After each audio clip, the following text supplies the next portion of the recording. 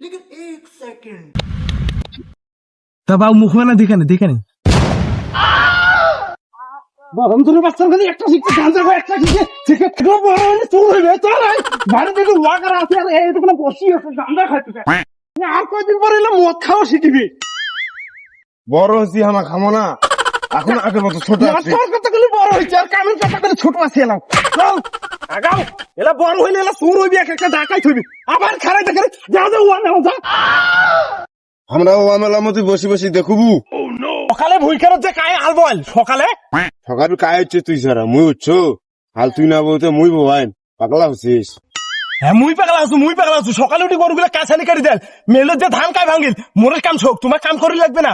তোর বই দেখি মো খাটে খাইছিস যেদিন মোর নামে লেখি দেবো সেদিন শোক বেঁচে খাইয়া ফেলেন